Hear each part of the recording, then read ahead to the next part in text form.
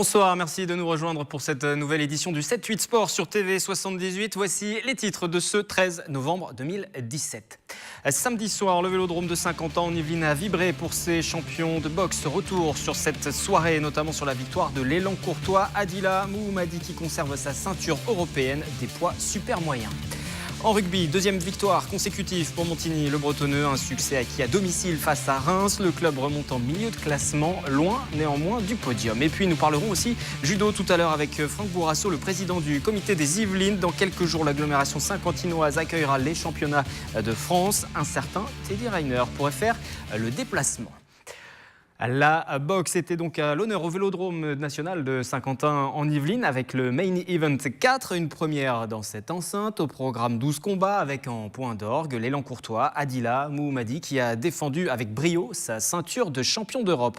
Même si le suspense est resté entier tout au long du combat. Nicolas Dandrine, Nicolas Kirilovitz.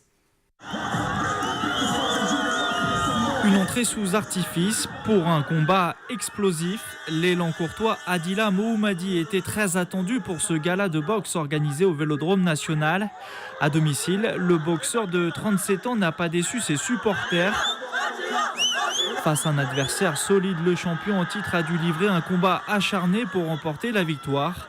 Une victoire finalement acquise au point après la limite et qui lui permet de conserver son titre de champion d'Europe dans la catégorie des poids super moyens. Encore champion d'Europe dans les Yvelines, grande fierté et encore merci pour ceux qui me soutiennent. Fierté et un objectif terminé, on est parti pour d'autres objectifs encore, le monde. À domicile, le champion d'Europe a bénéficié d'un soutien sans faille de ses proches. Encouragement écrit, ils étaient plus d'une cinquantaine présents autour du ring. Il y avait un beau boxeur en face, Christophe était présent ce soir et le plus important aujourd'hui c'était qu'Adila il garde sa ceinture. Et il l'a fait et je le remercie. C'est quelqu'un de courageux et on retient une belle victoire d'Adila. C'était un beau combat ce soir et je pense que tout le monde a apprécié ce soir. Ils boxaient eux aussi à domicile. Les membres de la team Faroudia Delancourt terminent avec un bilan positif. Marvin Petit a décroché une 22e victoire en poids super léger. Galus Coulon a remporté lui sa 8e victoire chez les super légers. C'est vraiment déjà une belle salle, le Vélodrome de Saint-Quentin en Yvelines. Et ça fait vraiment plaisir de boxer chez nous, devant notre public. Je pense qu'on a été tous transcendés quelque part de boxer ici. Seul bémol de la soirée, la défaite au point de Marine Tollet pour son premier combat en professionnel. Au total, pour ce premier gala de boxe organisé au Vélodrome national de Saint-Quentin en Yvelines, 12 combats étaient organisés durant toute la soirée, de quoi satisfaire les 6000 spectateurs. C'est un bel endroit, je pense, pour organiser ce type d'événement. C'est une belle structure, franchement, c'est top. Il n'y a pas de gros événements qui se passent au Vélodrome, des événements sportifs. Donc là, c'est vraiment un bel événement et il faut que ça continue, tout simplement. Changement de style et changement d'ambiance. Le week-end prochain, le Vélodrome national de Saint-Quentin en Yvelines accueillera le championnat de France senior de judo.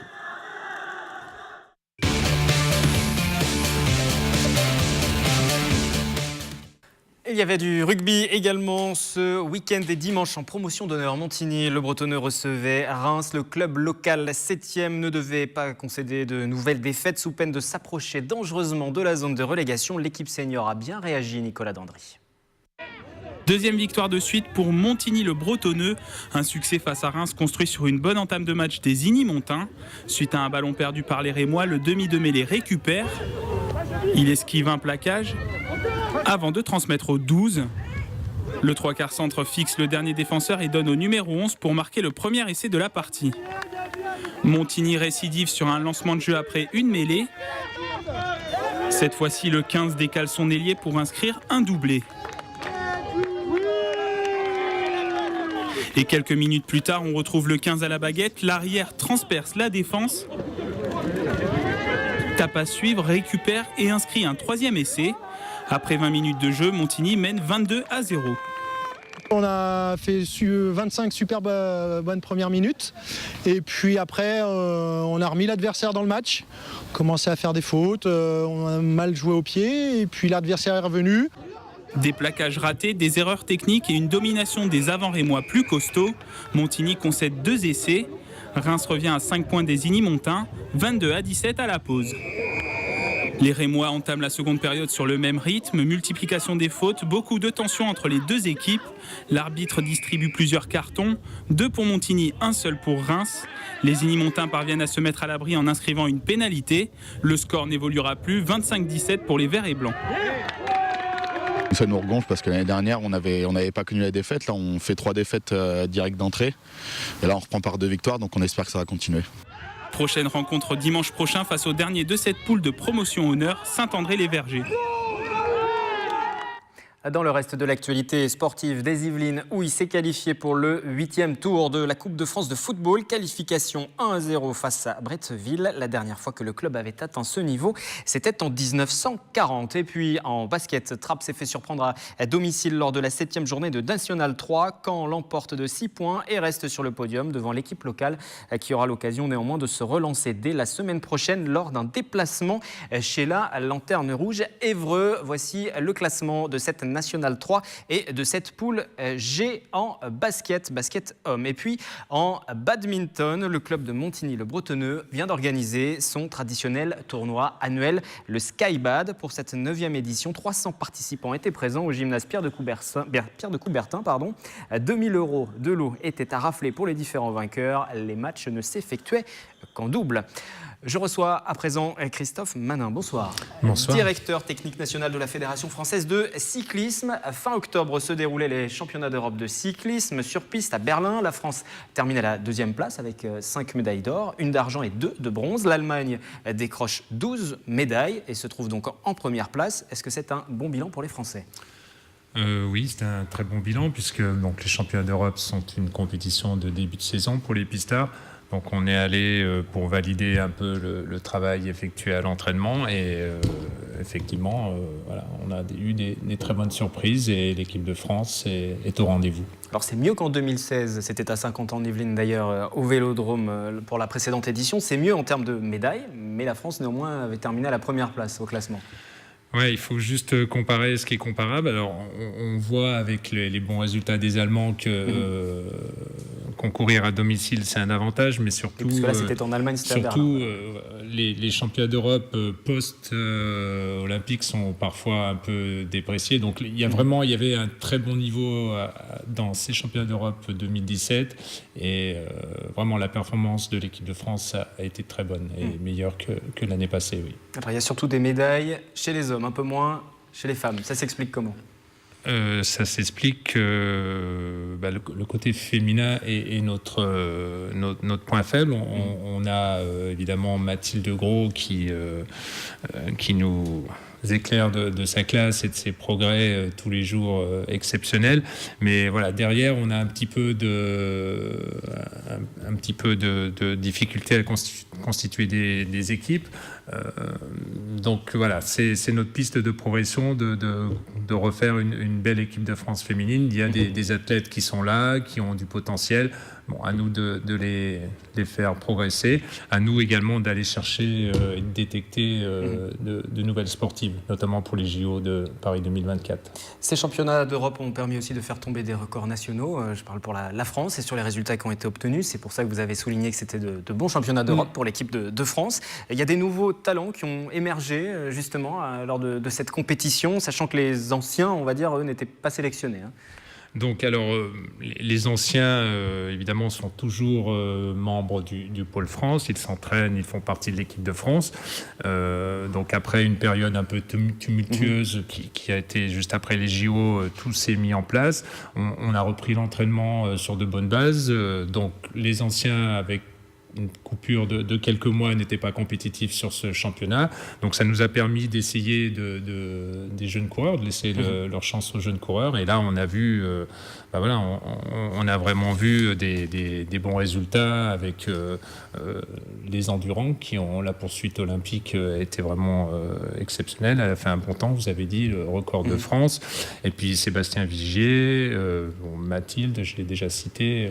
Voilà, on a un bel avenir devant nous pour 2020 et Forcerie 2024. Alors on va parler de cet avenir et puis aussi revenir un petit peu en arrière sur votre prise de fonction, puisqu'on va revenir à présent sur vos premiers mois en tant que directeur technique national. Vous avez succédé à Vincent Jacquet, à qui l'on a reproché l'impossibilité de trouver un accord sur la vision de la mise en place du projet sportif de la Fédération française de cyclisme. C'est le président de la FFC qui le disait. Aujourd'hui, est-ce que vous avez le sentiment d'être en phase ? Alors, l'actualité fait que dans 2 jours, je vais présenter à un groupe de travail permanent de la Commission nationale du sport de haut niveau ce qu'on appelle un PPF, un plan de performance fédéral. Donc, c'est en quelque sorte ma politique sportive 2017 jusqu'à 2024.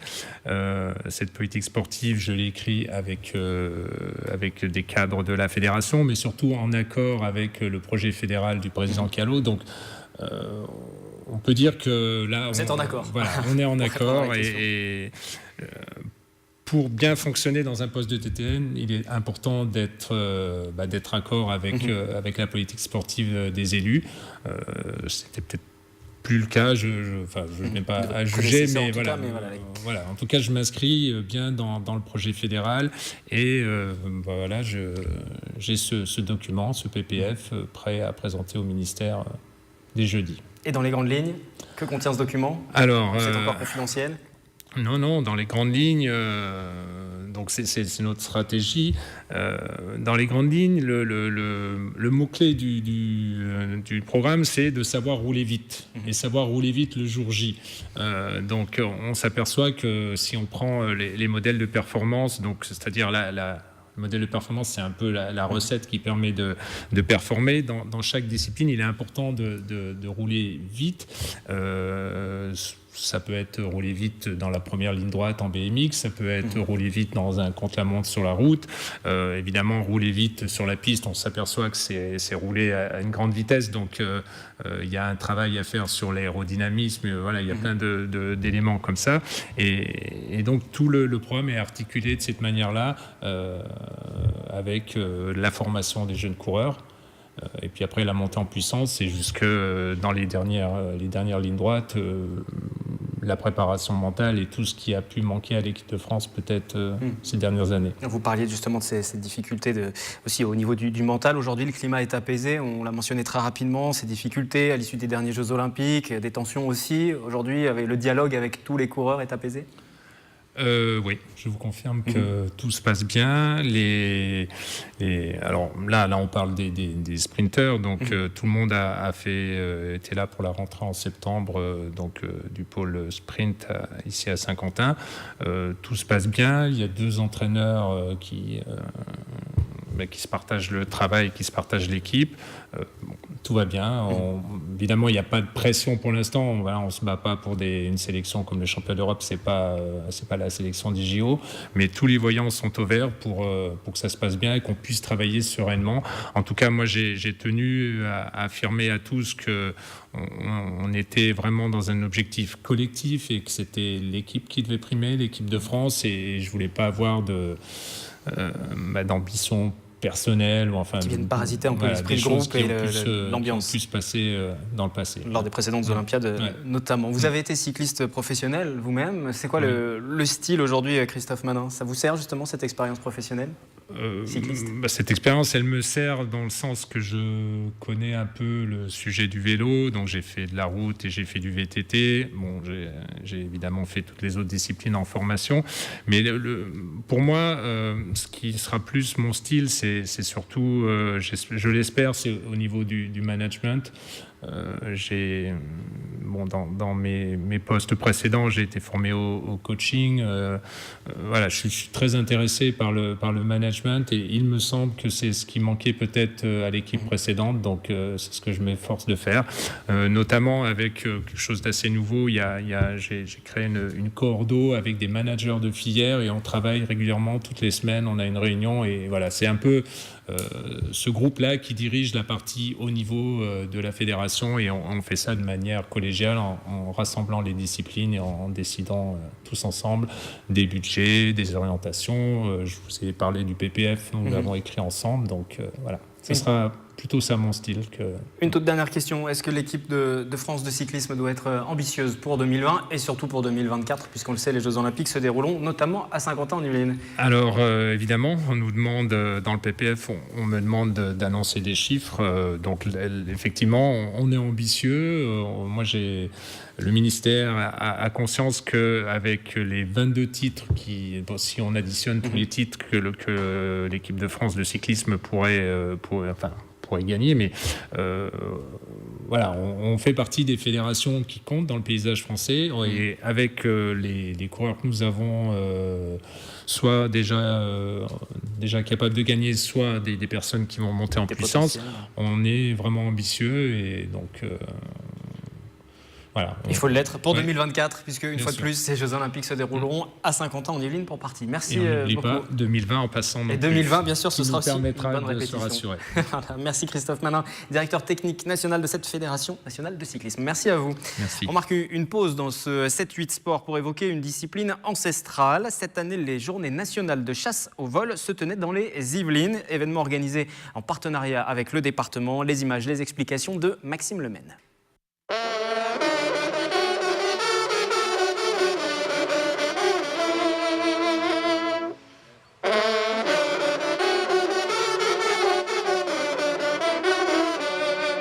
Des fauconniers venus de toute la France s'étaient donné rendez-vous cette année dans les Yvelines pour les journées nationales de chasse au vol, un événement organisé en partenariat avec le département. Nous sommes ravis de les avoir accueillis sur tout le territoire des Yvelines. Ça a été une façon pour nous aussi de montrer la richesse de notre territoire, à la fois nos plaines, mais à la fois aussi nos forêts. Et c'est une occasion de mettre aussi en avant cette chasse qui est classée au patrimoine immatériel de l'UNESCO. En France, près de 400 personnes pratiquent cette chasse atypique. Ce sont des passionnés, ce sont des gens qui, depuis 1954, ont décidé de réimplanter en France une chasse qui est ancestrale, puisqu'elle est même moyenâgeuse et même, on va pouvoir dire, presque égyptienne. On distingue deux types de chasse, la chasse de haut vol et la chasse de bas vol.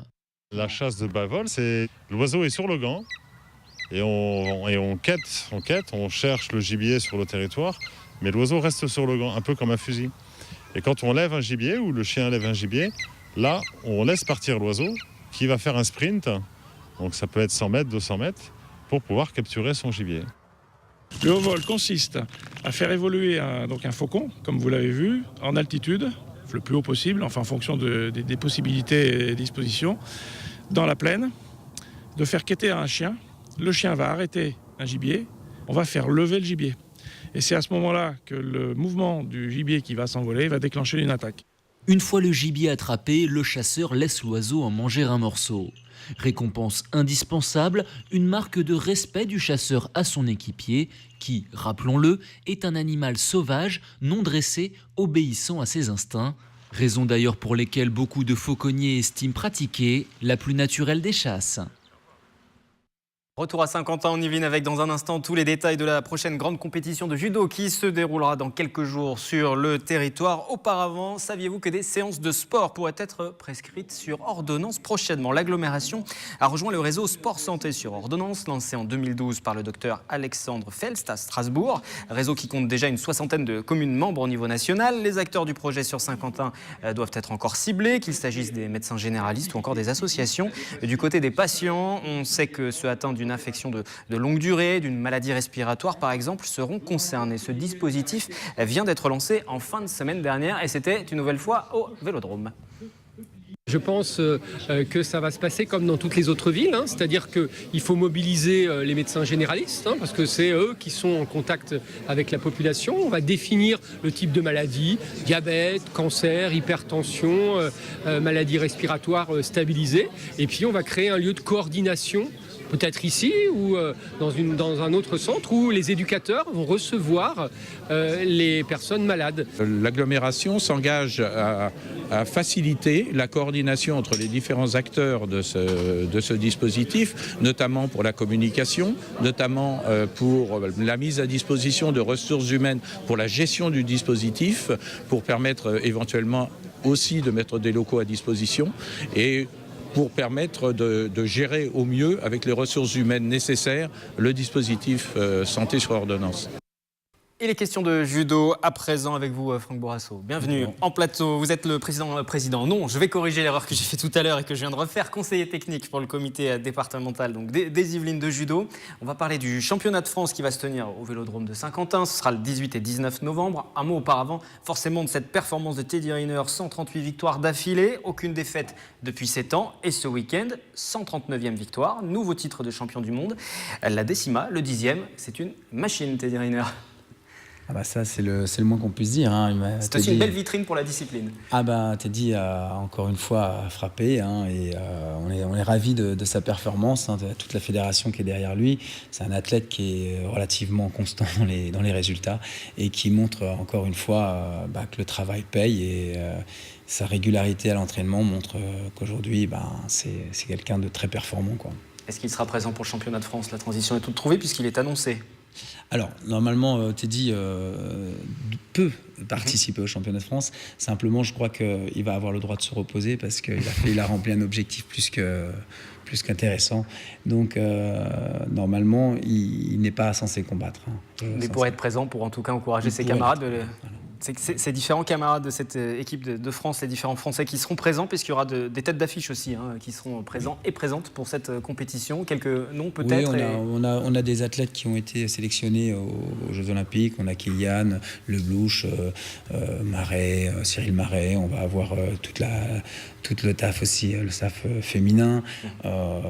Des grandes pointures du judo qui vont s'affronter justement pour aller dans le nouveau système mis en place aujourd'hui, puisqu'aujourd'hui on a un nouveau responsable de national qui a été au nom de Stéphane Traîneau, qui va justement et doit prendre les rênes de cette équipe de France pour l'amener au plus haut niveau en Paris 2024. Les 840 meilleurs judokas du pays seront présents. Oui. Une grosse compétition d'envergure. Il y a des enjeux sur le plan sportif, il y a des enjeux pour le département aussi. Alors pour nous, en fait, on a 16 athlètes du département qui participent à ce championnat. On a des grands clubs qui, bien sûr, prônent le sport de haut niveau. Et donc, on a le COS de Sartrouville, Poissy, Mantes-la-Jolie, Maule, Le Perret en Yvelines. Donc tous ces clubs justement ont des athlètes qui vont participer, donc on espère qu'ils vont atteindre le plus haut niveau de ce niveau de compétition. Et bien sûr, c'est un enjeu qui a été un peu spécial, puisqu'en fait, au départ, cette compétition ne devait pas se dérouler au Vélodrome, elle devait se dérouler à Pierre de Coubertin à Paris. Simplement, les calendriers n'ont pas été suffisamment bien coordonnés et on s'est retrouvé donc sans structure. Et justement, la Fédération française de judo m'a demandé si je pouvais organiser ce championnat en début septembre. Donc, je dois remercier un peu tous les élus de la ski et toutes les villes qui nous ont soutenus dans cette aventure. Ah oui, ils sont vraiment mobilisés, même le conseil départemental qui s'est mis en action sur des temps qui sont très courts. Avec une compétition qui se déroulera sur 2 jours, le samedi et le dimanche. Compétition 9h à 19h30. Les catégories, on ne va pas donner tout le programme, mais en tout cas, les catégories légers, le samedi et puis le dimanche. Les plus hauts, ce sera pour le dimanche, avec 5000 personnes attendues, puisque c'est la capacité possible de ce vélodrome. Les réservations se sont bien passées? Oui, ça démarre plutôt pas mal, c'est même très fort. Donc on espère que ça va continuer, parce qu'on n'a pas fait un coût très élevé de l'entrée, on est à 10 €, donc c'est relativement correct. C'est gratuit pour les moins de 6 ans. Exactement, on a fait la gratuité pour les moins de 6 ans. Une dernière série de questions. On parlait tout à l'heure, Teddy Riner, vitrine du judo en France. Comment se porte le judo dans les Yvelines? Très bien, très bien. On a eu des très bons résultats. Je suis content parce que justement, je développe la politique sportive et on n'a pas plus tard qu'il y a 15 jours, 3 semaines, on a été champion de France par équipe minime. On a les meilleurs cadets actuellement sur l'international. On a des noms, on a Bastien Génère, Joël Prada, Garrido Alexis, Gabin Supervieille, tous ces athlètes qui défendent les couleurs du département à l'échelle internationale. Donc on se porte très très bien et on a encore eu aussi champion d'Île-de-France le week-end dernier des féminines. Donc il y a pas mal d'espoir pour 2024. On parlait cyclisme tout à l'heure, en judo également. Ah oui. Des représentants yvelinois. Les 9 et 10 décembre, Coupe de France individuelle minime aussi. Exactement. Alors ça, c'est un bel événement aussi parce que ça rassemble. Talent de 2024. Exactement. C'est tous les athlètes qui sont susceptibles de pouvoir prétendre à ces 2 compétitions olympiques. Et il y aura beaucoup de monde et c'est un bel événement aussi. Et on l'annoncera aussi sur cette antenne. Merci Franck Borasso d'être passé en plateau pour ce 7-8 Sport. Championnat de France qui se déroule donc ce week-end de judo. C'est au Vélodrome. Vous voyez l'affiche une nouvelle fois. 2 autres rendez-vous à noter en sport, noter dans vos agendas du rugby. Tout d'abord avec en promotion d'honneur le Sky Rugby qui reçoit le RC Paris. Match à enjeu pour s'ancrer un peu plus solidement au milieu de tableau alors que les leaders prennent le large dans le classement de cette promotion d'honneur. Première poule. Et puis la Coupe des Yvelines de football avec plusieurs rencontres dès mercredi, notamment celle opposant Trapas-Chevreuse. Ce sera sur le terrain de Chevreuse et ce sera à partir de 20h. Et pour refermer cette édition, quelques images très rapidement de la Transat Jacques Vabre. Les Français Thomas Coville, Jean-Luc Nélias ont remporté aujourd'hui à Salvador de Bahia la Transat Jacques Vabre dans la catégorie ultime en 7 jours, 22h07. Pendant ce temps, dans la catégorie IMOCA, les Yvelinois Louis Burton et Servan Escoffier pointent à la 4e place. Le podium est encore possible. Autres représentants du département, Tanguy Delamotte, Samantha Davis, ils sont actuellement 6e. Ils viennent de gagner une place. Prochain 7-8 Sport, ce sera le 20 novembre avec Nicolas Kirillovitz. En attendant, toute l'actualité sportive est à suivre dans les différentes éditions du journal, à retrouver aussi bien sur notre antenne, sur notre site internet que sur notre application mobile. Très bonne semaine de sport.